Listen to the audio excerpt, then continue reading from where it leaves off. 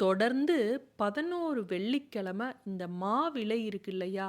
அது மேல இந்த ஒரு பொருள வச்சு நிலவாசல்ல வைங்க. உங்களுடைய 7 ஜென்ம பாவம் தீர்ந்து செல்வ வளம் பெருகும். இது கண்கூடாக கண்ட உண்மை. இத நீங்க செஞ்சு பாருங்க. இத வெள்ளிக்கிழமை இல்லாம எந்த கிழமையில செய்யணும், எந்த நேரத்தில செய்யணும், எப்படி செய்யணும் அப்படிங்கிறத பார்க்கலாம். இந்த பரிகாரமே முதல்ல பிறர் விட்ட சாபத்தில இருந்து நம்ம தப்பிப்பது எப்படி, நம்மளுடைய 7 தலைமுறை பாவம் நீங்குவது எப்படி அப்படிங்கிறதுக்கான ஒரு பரிகாரம் தான். யாரோ விட்ட சாபம் நம்ம வாழ்க்கையில இருக்கக்கூடிய முன்னேற்றத்தை தடுக்கும். போன பிறவியில நமக்கு கிடைச்ச சாபத்தினால கூட நம்ம வாழ்க்கையில முன்னேற்றம் ஏற்படாம நம்ம கஷ்டப்பட்டுக்கிட்டே இருப்போம். யாரோ ஒருத்தர் நமக்கு விட்ட சாபம் நம்ம கண்ணுக்கே தெரியாம நமக்கு இருக்கக்கூடிய சாபத்தினால நம்ம தலை தூக்க முடியாம நம்ம கஷ்டப்பட்டுக்கிட்டு நம்மளுடைய வாரிசுகள் கூட இல்லாமல் அழிந்து போகக்கூடிய நிலை வரும். அதனால ஒரு குடும்பத்தையே பஸ்பமாக்கும் அளவுக்கு அடுத்தவர்கள் வயிறு எரிந்து விடும் சாபம் பலிக்கும். அது நிதர்சனமான உண்மை. இப்படிப்பட்ட ஒரு சாபம் நீங்குவதற்கு இந்த பரிகாரம் உதவியாக இருக்கும். 7 தலைமுறை பாவம் விலகுனுச்சு அப்படின்னாவே நமக்கு செல்வம் அதிகரிக்க தொடங்கும். நம்ம வாழ்க்கையில் அனைத்து முன்னேற்றங்களும் ஏற்படும். இதை தொடர்ந்து 11 வெள்ளிக்கிழமை அல்லது 11 பௌர்ணமியில் செய்யணும்.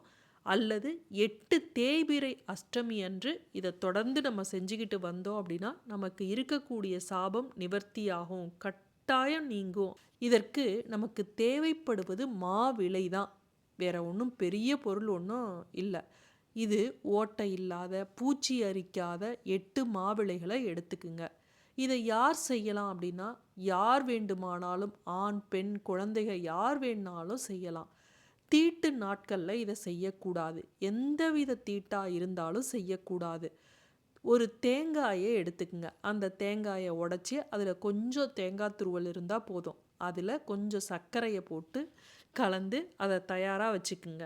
உங்கள் வீட்டில் உங்கள் குலதெய்வ படம் இருக்குது அப்படின்னா அந்த குலதெய்வ படம் முன்னாடி மாவிளைகளை அடுக்கி வச்சுக்குங்க. 5 மாவிளைகளை அடுக்கி வச்சுக்குங்க. அந்த மாவிளைகளோட காம்பு பக்கம் இறைவனை பார்த்த மாதிரி இருக்கணும். நுனி பக்கம் உங்களை பார்த்த மாதிரி வரிசையாக அடுக்கி வச்சுக்குங்க. அது மேலே ஒரு ஸ்பூன் அளவுக்கு, ஒரு அரை ஸ்பூன் இருந்தால் கூட போதும், அந்த தேங்காய் துருவலை வைக்கணும். 5 மாவிளைகள்லையும் நீங்கள் வச்சிருங்க. இந்த தேங்காய் சர்க்கரை கலவையை நெய்வேத்தியமாக உங்கள் குலதெய்வம் படத்துக்கிட்ட இந்த மாவிளைகளை வச்சு, உங்களுக்கு இருக்கக்கூடிய சாபம் நிவர்த்தியாக வேண்டும், என் வீட்டில் செல்வ வளம் அதிகரிக்க வேண்டும் அப்படின்னு மனதார வேண்டிக் கொண்டு அதை வைங்க.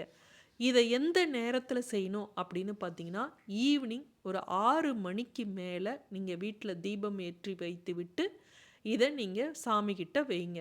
இதை நீங்கள் இரவு தூங்க போகும் முன் நீங்கள் நில வாசலில் 2 பக்கமும் 2 இதை மாவிளைகளை வச்சிடுங்க. ஒவ்வொரு சைடும் 2 மாவிளைகள் அந்த சர்க்கரை கலவையோடு வச்சிடுங்க. ஒன்றை மட்டும் பூஜை அறையிலேயே நீங்கள் வச்சிடுங்க. இப்படி வச்சுட்டு நீங்கள் காலையில் சனிக்கிழமை அன்று நீங்கள் பார்க்கும்போது அதில் இருக்கக்கூடிய அந்த சர்க்கரை கலவையை ஏதோ ஒரு உயிரினம் சாப்பிட்டு இருக்கும். ஒரு மாவிலையில் பூஜை அறையில் அந்த சர்க்கரை கலவை வச்சுருப்பீங்கல்ல, தேங்காய் துருவல் கலவை, அதை நீங்கள் சனிக்கிழமை மொட்டை மாடியில் போய் நீங்கள் காகத்துக்கு அதை வச்சிடலாம். இது மாதிரி இந்த மாவிளைகளில் நம்ம இந்த தேங்காய் துருவலை இது போல் நம்ம வைக்கும்போது நமக்கு இருக்கக்கூடிய தோஷம் பாவம் அனைத்தும் தீரும். நமக்கு யார் எவ்வளவு கெடுதல் செஞ்சிருந்தாலும் சரி, நீங்கள் யாரையும் சபிக்காதீங்க.